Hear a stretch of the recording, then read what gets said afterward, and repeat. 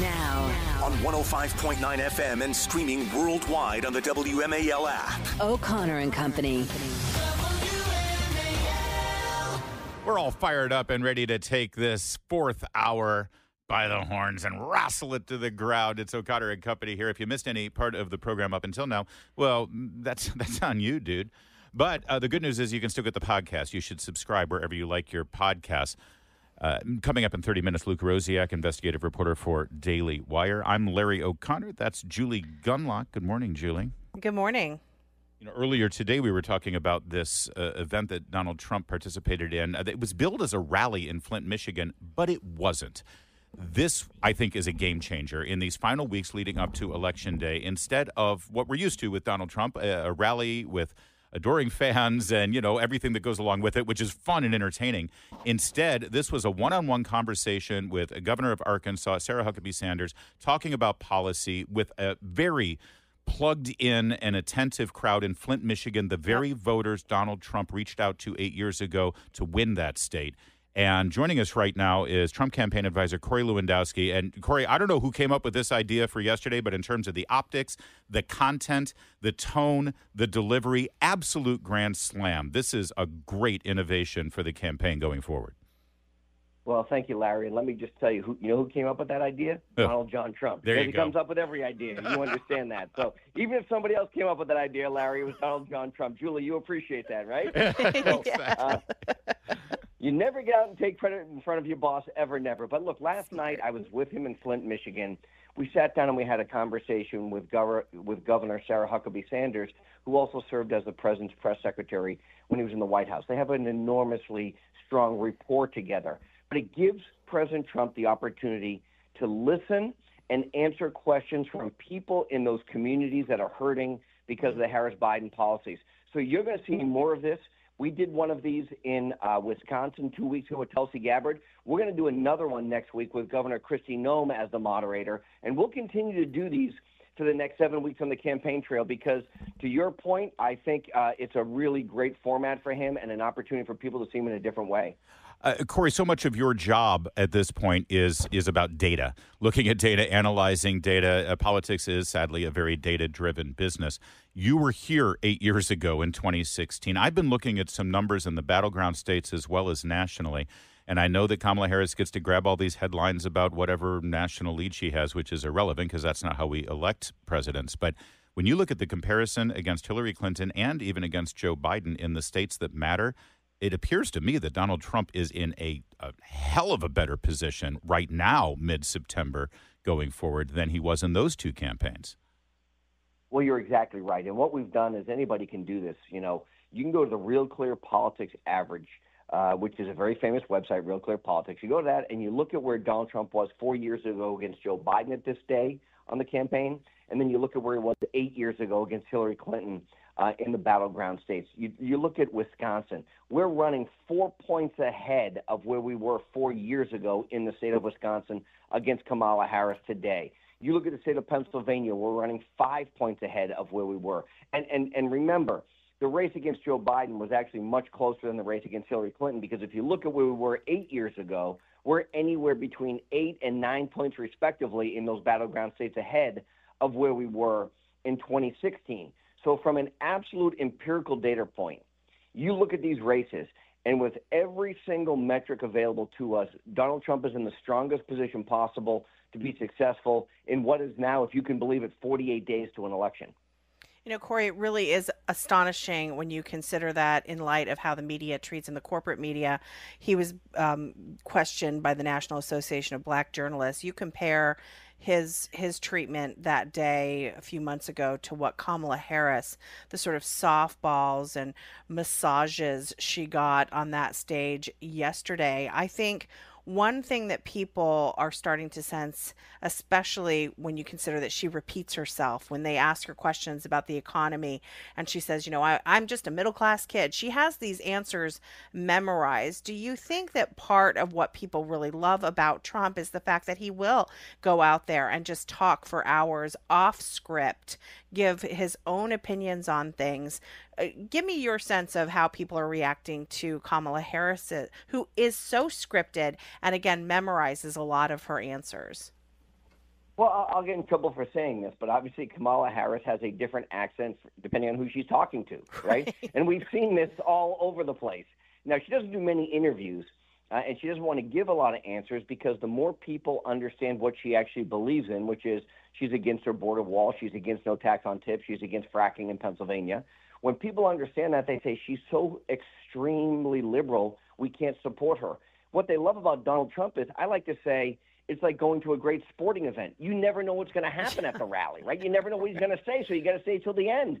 You know, tonight he's going to do a rally where the Islanders play. We've got 20,000 hardworking, God-fearing, loving Americans coming to see Donald Trump just give a speech. He doesn't play a guitar. He doesn't sit by a piano and sing. He just gets up and talks, and people will stay there for an hour and a half or 2 hours and listen to it because he mesmerizes them with his ability to tell them the way he wants to fix this country going forward, and the people long for that. The American people, in my opinion, are so smart. They know a phony when they see one.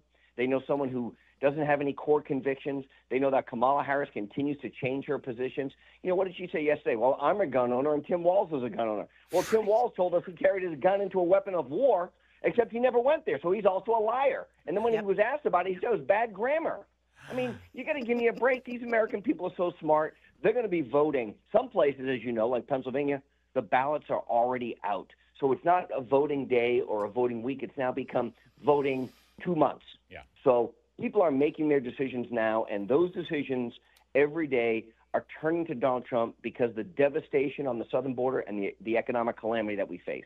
We're speaking with Corey Lewandowski, senior advisor to the Trump campaign, or is that the official title? I can't keep it straight, and I know it's important to you guys. Corey, my next question depends on whether you can stick with us for one more segment, because we've got a lot to get to here, and we're happy to have you. Is there any chance you can stick with us for a few extra minutes? I'd love to do it. You bet. Great. Then my first question I need to ask has to do with the tone right now in the campaign coming off of this second assassination attempt. You made a plea yesterday on television on News Nation, as you've had, another deranged psycho attempt to kill this man who is the nominee for president, a former president, and right now, basically, if the election were held today, would be our president. You've asked for the use of language like he's a threat to our country, a existential threat. The things that Joe Biden has been saying since 2019 when he first launched his campaign. And sadly, Corey, it looks as though the Democrats and their partners in the media, they didn't skip a beat. They haven't even taken a breath after this latest arrest. They're right back at it. Yesterday on MSNBC, a guy was using allusions to brown shirts and jack boots and Trump youth, comparing him to Hitler. Are you concerned, and what's the mood like in the campaign right now with regard to the security protocols to keep Mr. Trump safe? Well, listen, I sit next to and with the Secret Service agents every day that are tasked to keep Donald Trump safe on his protective detail. They travel with us everywhere. You get to know these guys. I've had the privilege to be next to them now for almost 10 years since they've been providing him protection in different capacities. But we are concerned that these lone wolves, if that's what they are being, in my opinion, encouraged by the rhetoric and the vitriol on the left, saying Donald Trump is a threat. He will never turn over power to this country. He must be stopped. Those words encourage people who have mental illnesses to go and try and act on their own, to commit violence against others. Look, we don't know what the motive was in Butler, Pennsylvania, because the Secret Service eliminated that threat, but we're going to find out what happened in West Palm Beach on Sunday. I had been with the president just literally hours before that incident occurred, and as a staff person, you never want to see somebody get hurt, because those are, the staff, with all the respect that we have of the Secret Service, we're not their primary focus. The candidate is, and it should be. Yeah. But we saw an individual get killed at the Butler, Pennsylvania rally. A man lost his life there by simply participating at a rally because he wanted to support President Trump. There is no place in society for it. The Democrats need to stop it. The left-wing radical media needs to stop it. And if we actually want to unite this country, that vitriolic rhetoric will not be allowed to continue, because we'll never be brought back together. All right. Corey Lewandowski knows full well what traffic is like here in D.C., especially on a rainy morning like this. So he's going to stick with us. But first, we need 1 minute, just 1 minute, because it's 8:15. WMAL traffic and weather every 10 minutes. WMAL. Making sense of the news. Live from the Home Paramount Pest Control Studios. Home Paramount, the leader in pest control since 1939. Continuing now with Senior Trump Campaign Advisor Corey Lewandowski. And Corey, you just mentioned how voting has begun here in Virginia, or I should say across the river from us right now in Virginia. Voting starts on Friday. And I can't have a conversation with any of our listeners about this election without, about 90 seconds in, people raising concerns about the kind of shenanigans we saw, the unprecedented breaches of typical election security protocols that we have always maintained in this country that were just blown away under the guise of the pandemic 4 years ago. Now, I know there have been some improvements in some states based on their state legislatures enacting new laws to protect the ballots, but right now, what states are you focused on with regard to maintaining ballot security and making sure that the tabulation process is done in a legal and proper way? And what is the campaign doing proactively to get in front of that issue before election night? So 2 parts to that important question. First, the states that we're looking at are obviously the battleground states, which include Pennsylvania, Wisconsin, Michigan, Arizona, Georgia, to a lesser extent, North Carolina. Not that it's not a battleground state, but they've had a great success there on their election integrity side, going all the way back for the last 4 years. So when you look at those battleground states, we have actively been engaged for months, making sure that we will have people on the ground, people at the polling locations. We have, dozens, if not hundreds of lawsuits pending in some of these places to make sure that things are done properly. We have worked diligently over the last few years to ensure that the legislature, because the governors overstepped their authority during COVID, changed the rules. And what that rule change should be is very simple. If you ask for an absentee ballot or you were part of the early balloting process, your signature verification must verify against the signature on file. And if it doesn't, your ballot shouldn't count. These are simple things. The other thing that obviously we have encouraged is, providing an identification to prove that you are who you say you are. And only American citizens are voting in federal elections. So they sound very simplistic, but they're actually much more complex than that, because what we saw during the COVID pandemic was election officials saw a massive increase in vote by mail because no one wanted to come out and vote on election day because of the pandemic. But they stopped verifying the signatures on the ballots. And I witnessed this firsthand in the city of brotherly love in Pennsylvania, in Philly, when I went there the day after the election 4 years ago, when I simply saw election officials extracting the ballots from the envelopes, never verifying the signatures. And so we don't know if those signatures would have matched or not. But once those envelopes were separated from the ballots, there was no way to challenge those. And we saw, obviously, we know fraud took place. Yeah. We know that there was an enormous reduction in the rejection rate of those ballots because no one was verifying them. And we know that, there were some real concerns with the election in 2020 that we can't allow to have happen in 2024.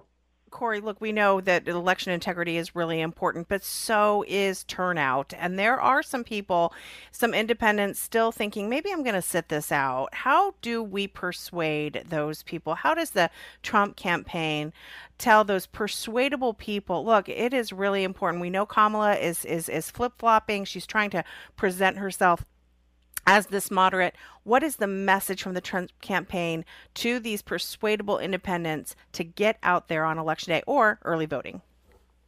So we've got about 19% of the people, according to our survey data, that says they're still undecided on who they're going to vote with, truly undecided, which is about where we would think it would be. 80% of there, meaning 40% Republican, 40% Democrat, 19% undecided. The question you have to ask yourself, and it's the age-old question, are you better off today than you were 4 years ago? When they asked that question to Kamala Harris yesterday, she couldn't answer it. But more than that, if you have a family, do you care about the safety and security of your family? Is the southern border important to you? Do you want to live in a country that allows people to pour across this border and not be checked? We know at least 10 million, some say probably 15 or 20 million, have come into this country. We know at least 100 of those people have been on the terrorist watch list. They're not coming to our country so they can enjoy our beaches. They're coming here as an invasion from within. We've seen the crime that has been committed. We remember the family members like Lake and Riley who were brutally raped and murdered by the illegals who were in this country. So if you care about safety and security for your family, you're voting for Donald Trump because he's going to finish the border wall. If you care about economic prosperity for your family, Donald Trump has already said no tax on tips, no tax on overtime, no tax on Social Security, the larger premise is you get to decide what to do with your money. You and your family decide how to spend your money, not the federal government that continues to grow. Donald Trump has said if you're being overburdened by regulations, he will do what he did in his first administration, which is for every new regulation that goes in, he will cut two to take that burden off of particularly small businesses who are trying to grow. So, if it's economic security, if it's national security, he'll get us out of the endless wars. If it's homeland security, then there is one candidate who has actually accomplished the things he said he would, and the other candidate, Kamala Harris, says that she wants to do these things, but for the last 3.5 years, she hasn't done them. Corey Lewandowski, great talking with you. I know that you're a busy man these days, but we appreciate you carving out some time for us. And I know you're getting a lot of advice from a lot of people. If I could just throw one at you, there should not be any Trump surrogates of any kind, in any capacity, showing up on ABC News for the rest of this campaign. Yeah. You should just bleed them dry.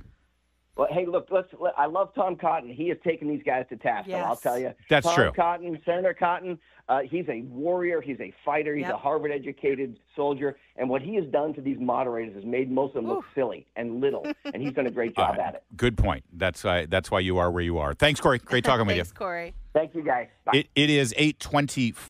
Now on 105.9 FM and streaming worldwide on the WMAL app. O'Connor and Company. 8:36 on O'Connor and Company. Coming up in 30 minutes, we're going to hand it off to Chris Plant, and he's going to start a little program we like to call the Chris Plant Show.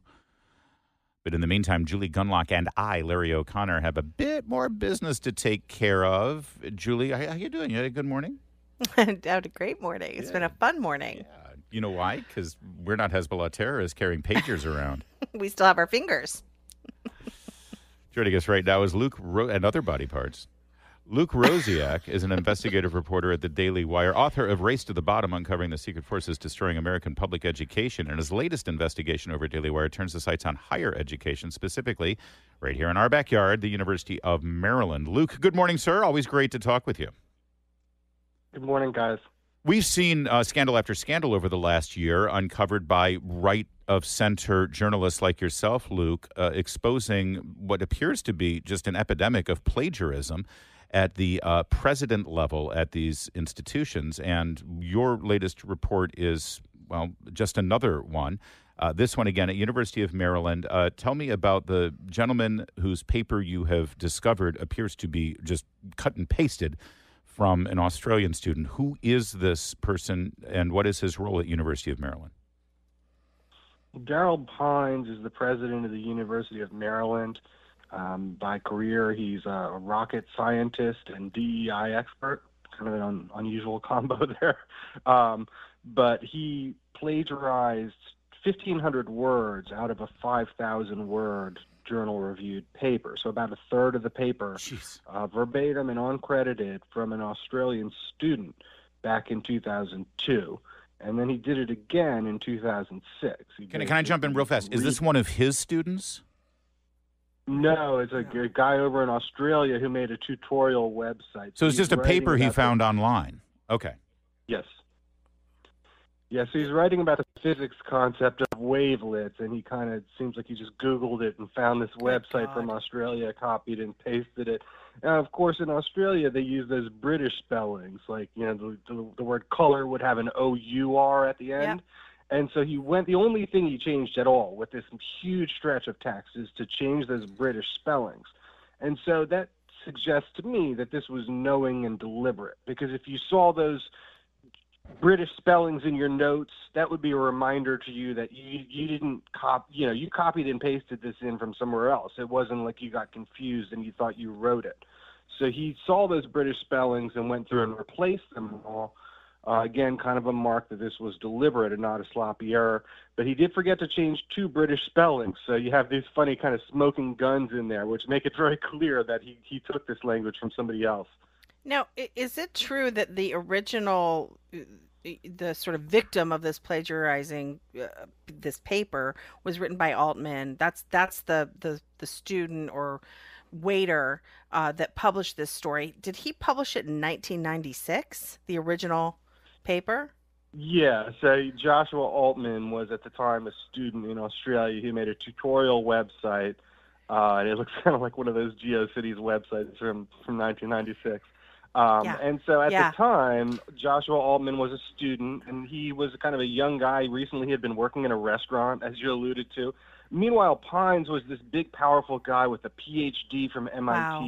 And he was in charge of a program designed to get more minorities into engineering PhD programs. But when it comes time to write his own paper, he's just kind of copying and pasting from the internet. You can sort of imagine the conversation that he's having in his head about nobody will find some Australian tutorial from 1996. Like, it's a pretty safe thing to plagiarize. Has there been any? He wasn't thinking about Luke Rosiak, though, was he? He wasn't. Don't underestimate that. Has there been any statement out of the University of Maryland president, Daryl Pines? So the university, his spokesman responded to me for my story, and they didn't deny the plagiarism. They said it was, quote, not uncommon to use, quote, recurring language in academia. And so that's one of the things that actually... Wait. Recurring language. This is 1,500 words verbatim, line by line, not paraphrased or anything. That's hardly recurring language. Every single student who's been dismissed for plagiarism at the University of Maryland now has a case. Thank you very much. Yeah, that's right. And I would encourage everybody to look at the Daily Wire. There's a graphic where you can compare it side by side. And it's striking. I mean, this is like worse than what Claudine Gay at Harvard did. It's probably the most extensive and extreme version of plagiarism we've ever seen in the couple stories that you mentioned recently that we've been, hearing about. And so that's something I've heard from quite a few academics at Maryland and elsewhere since the story went up, is like this statement and this reaction from Maryland is almost as shocking as the plagiarism itself, because for them to act like this is normal, I mean, it puts them between a rock and a hard place, because basically they either have to condemn their president or they have to basically say, like, the whole institution has no standards. We all can just copy stuff. They've kind of gone the route of protecting the figurehead instead of protecting the integrity of the institution. This is a state of Maryland institution. That means government money and some level of government oversight. What is the oversight jurisdiction here? Is there something out of Annapolis or some government agency that would? I would think that there's got to be some sort of protocols with the government where you don't want the president of the university that oversees this kind of money and power to be a fraud. Yeah, I mean, they have this whole faculty integrity, research integrity process where if a professor does this, they can, have the whole thing adjudicated. But a lot of people feel like, understandably, Pines is the boss, so it's not going to work the same for him. There's the chancellor overseeing the whole University of Maryland, the whole university system of Maryland, including all the other state schools. But, basically Daryl Pines has gotten himself in a lot of hot water with all those people already because of his involvement in advocating for a pro-Palestine group that wanted to hold a rally on October 7th. And so this is a group that openly says it's in favor of, quote, armed struggle. And Pines allowed them to book this event on the anniversary of their side's terrorist attack. And so he said it was because of free speech, but then actually when a Jewish woman emailed criticism of him, he threatened to call the police on her over a critical email. So he's gotten himself into a lot of hot water over these issues around anti-Semitism on college campuses. That's fine. People have their own opinion about that. But one thing that really caused me to look into him as far as plagiarism is there was a woman, Pines is black, and this woman said, well, you allowed this pro-Hamas, essentially, demonstration on October 7th. If this was an anti-black group, would you have allowed them to celebrate the anniversary of, the Confederacy or George Floyd's death or something? And he replied with what he said was faculty scholarship, proving that all of those concerns were wrong. And it turned out that was copied and pasted from ChatGPT. So that was another example of academic dishonesty. He explicitly said it came from University of Maryland experts. So that was, this is at least the second instance of academic misconduct we have here from Daryl. To be fair, Luke Rosiak of the Daily Wire, and I appreciate all your great reporting, but, there's some miscommunication here. When the president of the University of Maryland says that he supports free speech, what he means is he supports going to the internet, finding somebody else's speech, and then taking it for free and using it for himself. That's free speech right there. So you misunderstood him. Thank you, Luke. Daily Wire, great stuff. 8:45, WMAL traffic and weather. Every 10 minutes, first on the fives. They can't all be home runs. I thought it was funny. Jamie Witten's in the Hadid Carpet Cleaning Traffic Center. The news media has long since grown bored with that whole second Trump assassination attempt thing, and they're back to vilifying and demonizing him. Later today on The Chris Plant Show. All right, listen up, Northern Virginia. I'm talking to you, 7th Congressional District, I-95 corridor, heading down to Quantico, Prince William County. You know who you are. We've got another update in the continuing saga of this pathetic little doughboy, Eugene Vindman, who wants to be your congressman. This guy is such a hack. They had he refuses to debate Derek Anderson, by the way. So They had a candidates forum yesterday. And Derek Anderson is a Green Beret who served in combat, who has literally had to dodge bullets for this country to protect us, our freedoms, and our allies' freedoms. But Eugene Vindman, he's the real war hero. Just listen to him. I later became an advisor in the White House, and I was tested in the most extreme way you could imagine a military officer being tested. I had to stand up to my commander-in-chief. I did that. That cost me my career. I mean, and of course he's referring delusional. to his being the sock puppet of Adam Schiff to engineer the impeachment process with regard to the Ukraine phone call. But is that really the most extreme way a military officer can be tested? Is it? I would think maybe a life and death combat situation. You would think. He was also asked about what his number one priority would be to represent the people of Virginia 7. Economy, inflation, jobs, security, fentanyl, crime. education, border. There are lots of things we need to work on, that we need to fix: infrastructure, safe, high-quality public schools, and frankly, most importantly, reproductive health care, abortion. There you go. He literally said most importantly. Yeah, and Larry, for those who are not, who haven't been really online or haven't been watching, it's important to know that his sister-in-law, Rachel Vindman, put up an absolutely vile tweet right after the second assassination attempt on President Trump. She said no ears were injured in this, some flippant, rude comment. And then she doubled down saying, I don't care if any of you were offended by what I said. And she later deleted that. But these are vile people. Vile people, and they should in no way be near power. Early voting begins on Friday, and if I were a voter in Virginia 7, I would be walking over broken glass to cast my ballot for cast my ballot for Derek Anderson. It's 8:53. Thank you, Julie. You're the best. See you next time. It was fun. Here comes Chris Plant. Chris, you're the second best. Thank you very much. That's what I've always aspired to. Oh, wait, hold on. Yeah, Julie left. You're the best, Chris. I've always aspired to be second best, but I'll take what I can get. Something like that. It's a crazy world out That's there. sort of the motto of your show, isn't it? The Chris Plant Show. He'll take what he can. Not anymore. Now I'm. Well, that's another story altogether.